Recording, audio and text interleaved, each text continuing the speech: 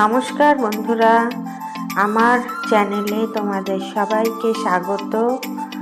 আর আজকে একটা নতুন ভিডিও তোমাদের সঙ্গে শেয়ার করছি, একটা নতুন রেসিপি করছি। আজকে কোনো ঝাল বা কোনো তরকারি না, আজকে মিষ্টি জাতীয় একটা জিনিস তৈরি করছি আর তোমাদের সঙ্গে সেটাই শেয়ার করছি। তো তোমরা পুরো ভিডিওটা সম্পূর্ণ শেষ অবধি দেখো।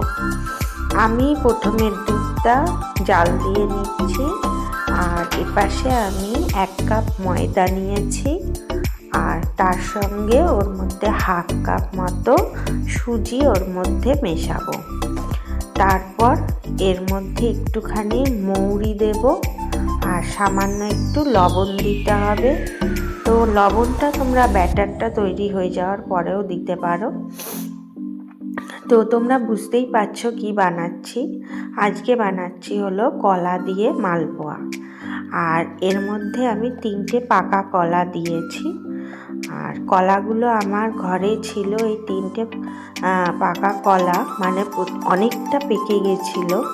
তো কি করব সেটাই ভাবছিলাম, তো সেইটা ভেবে আমি কলা দিয়ে আজকে মালপোয়া তৈরি করছি।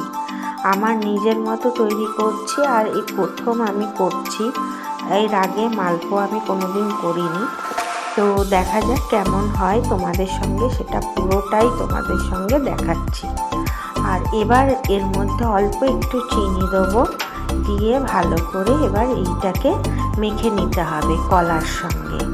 তো আমি 1 কাপ ময়দার মধ্যে 1/2 কাপ সুজি দিয়েছি, আর 3টে পাকা কলা দিয়েছি। দেওয়ার পরে এবার এটাকে খুব ভালো করে মেখে নিতে হবে। আর আমি ওপাশে দুধটা জাল দিয়ে নিয়েছি। দুধটা আমার আগের থেকে আনা ছিল না বলে আমার দুধটা একটু ঠান্ডা করতে সময় লেগেছে। তো জাল দিয়ে আমি ওই দুধটা খুব ভালো ঠান্ডা হলে, মোটা উষ্ণ গরম থাকলেও হবে, তবে খুব গরম থাকলে কিন্তু দুধটা দেওয়া যাবে না। তো ঠান্ডা হয়ে যাওয়ার পরে দুধটা আমি মিশিয়ে ভালো করে পাতলা করে, খুব ঘন হলে কিন্তু ভেতরটা যখন ভাজবে মালপোয়াগুলো ভেতরটা কাঁচা থেকে যাবে। তাই ব্যাটারটা কিন্তু খুব পাতলাও হবে না, আবার খুব ঘনও কিন্তু থাকলে হবে না। তো আমি সেই রকমভাবে ব্যাটারটা তৈরি করে নিচ্ছি। দুধ দিয়েছি, আর লাস্টের দিকে আমি সামান্য একটু জলও দিয়েছি। একদম পুরো দুধ দিইনি, তবে দুধটা বেশি পরিমাণ দিয়েছি। তারপর বাকিটুকুনি একটু সামান্য জল দিয়েছি, দিয়ে ভালো করে ব্যাটারটা গুলে নিয়েছি, আর ওতে সামান্য একটু লবণ দিয়েছি। দিয়ে যেহেতু সুজি আছে তার জন্য ওটা কিন্তু কিছুক্ষণ চাপা দিয়ে রেখে দিতে হবে, সুজিটা যাতে পুরোপুরি ফুলে ওঠে। এবার আমি এদিকে সিরাপটা করে নিচ্ছি, চিনির সিরাপ।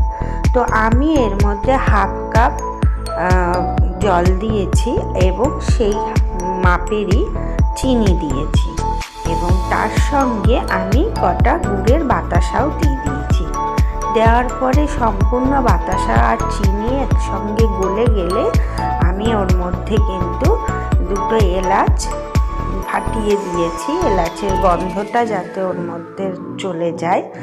এবং তার সঙ্গে কিন্তু ওই সিরাপটার মধ্যে আমি ঘি দিয়েছি, যাতে ঘিয়ের গন্ধটা যখন মালপোয়াগুলো এর মধ্যে দেব, ঘিয়ের গন্ধটা যেন ওর মধ্যে খুব ভালোভাবে থেকে যায়। তাই জন্য চিনির সিরাপটা হয়ে গেলে তার মধ্যে ঘিটা আমি লাস্টে একটু অ্যাড করেছি, এতে কিন্তু খুব সুন্দর গন্ধটাও বেরোচ্ছিল। তো তোমরা এইভাবে করে দেখতে পারো আমার মতো করে। আর আমি যে ভিডিওগুলো শেয়ার করছি অবশ্যই তোমাদের যদি পছন্দ হয় আমার চ্যানেলটাকে সাবস্ক্রাইব করে দিও। আর যারা আমার চ্যানেলকে সাবস্ক্রাইব করেছো সেই সব বন্ধুদের অসংখ্য ধন্যবাদ জানাচ্ছি। আর অবশ্যই একটা লাইক দিয়ে দিও। আর কমেন্টে যদি কোনো কিছু লেখার হয় অবশ্যই তোমরা কমেন্টে লিখো, আমি তোমাদের সঙ্গে অবশ্যই কমেন্টটা পড়ব বা তোমাদের কমেন্টে উত্তর দেব। তো দেখো আমি এবার চিনির সিরাপটা হয়ে যেতে এবার ওটা একটু ঠান্ডা করতে রেখে দিয়েছি। আর এপাশে আমি ননস্টিকের কড়াইটা বসিয়ে দিয়েছি। তো ননস্টিকের কড়াইতে করলে কিন্তু এটা মালপোয়াগুলো খুব সুন্দর হয় বা কড়াইতে কিন্তু লেগে যায় না। আমি যেহেতু প্রথমবার করছি সেই কারণে আমি ননস্টিকেরতেই করছি। যদি যদি না হয় বা কড়াইতে লেগে যায় সেই ভয়তে কিন্তু ননস্টিকেতেই আমি করছিলাম। তো দেখো আমি রিফাইন তেল দিয়ে দিয়েছি এবং এই তেলের মধ্যেও কিন্তু আমি সামান্য ঘি দিয়েছি। দেওয়ার পরে আমি ছোট ছোট করে 3টে করে মালপোয়া দিচ্ছি। তো তোমরা যদি পুরো ডুবো তেলে মালপোয়া ভাজতে চাও তাহলে কিন্তু আরও একটু তেল দিতে হবে। তাতে কিন্তু অতগুলো একসঙ্গে করা যাবে না, একটা করে মালপোয়া ভাজতে হবে। আবার অনেকে কি হয় আরও অনেক বড় করে মালপোয়াগুলো করে, তা আমি 3টে ছোট ছোট করে মালপোয়াগুলো গোল গোল করে বানাচ্ছি। এতে কিন্তু দেখতেও খুব একটা খারাপ হচ্ছে না, দেখতেও কিন্তু খুব ভালো লাগছে। আর তেলটা একটু যদি বেশি থাকে তাহলে কিন্তু ওটা বেশ ভালো ফুলে উঠছে। তো এইভাবে একটু সময় নিয়ে মালপোয়াটা ভাজতে হবে, না হলে কিন্তু ভেতরটা আবার কাঁচা থেকে যাবে। তো এই দেখো ভাজা হয়ে যাওয়ার পরে আমি কিন্তু সেগুলো আবার চিনির সিরাপে দিয়ে দিচ্ছি। দেওয়ার পরে আবার এপাশে 3টে আমি আবার মালপোয়া বসিয়ে দিচ্ছি ব্যাটার থেকে। আর ওপাশে কিন্তু আমি তারপরে মালপোয়াগুলো যেগুলো রেডি হয়ে গেছে চিনির সিরাপে দিয়ে দিয়েছি সেগুলো আবার ওখান থেকে তুলে নেব। কেন খুব বেশিক্ষণ রেখে দিলে কিন্তু মালপোয়াগুলো খুব নরম হয়েছিল, যার জন্য চিনির সিরাপে খুব বেশিক্ষণ রাখাতে কিন্তু প্রথম যেটা সেইগুলো কিন্তু আমি ঠিক বুঝে উঠতে পারিনি, একটু বেশিক্ষণ রয়েছিল বলে। তারপর যখন তুলছিলাম সেগুলো ভেঙে যাচ্ছিল যেহেতু খুব নরম ছিল। তো আমি কিছুক্ষণ পরেরগুলোতে কিছুক্ষণ রেখেই কিন্তু তারপর তুলে নিচ্ছিলাম, আর খুব বেশিক্ষণ রাখার দরকারও পড়ছিল না। চিনির সিরাপ এমনি ওর মধ্যে ভালোভাবে ঢুকে যাচ্ছিল। আর মালপোয়াগুলো খুব নরমও হয়েছিল আর খেতে কিন্তু খুব সুন্দর হয়েছিল।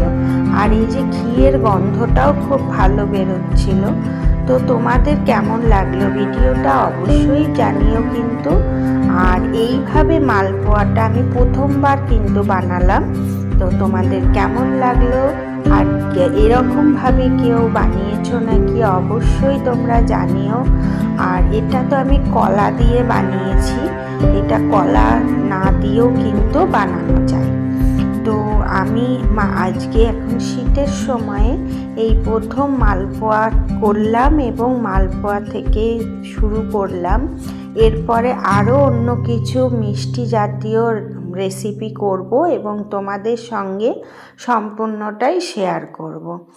তো তোমরা সবাই ভালো থেকো আর পুরো বাকিটুকুনি ভিডিওটা দেখে নিও, সম্পূর্ণটাই দেখো।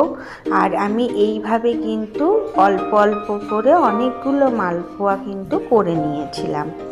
তো দেখো কিভাবে কি সুন্দর ছোট ছোট গোল গোল করে মালপোয়াগুলো তৈরি হচ্ছে, দেখতেও কিন্তু খুব ভালো হয়েছিল। তো আজকে এই পর্যন্তই, তোমরা সম্পূর্ণ ভিডিওটা দেখো আর তোমরা সবাই ভালো থেকো। টাটা।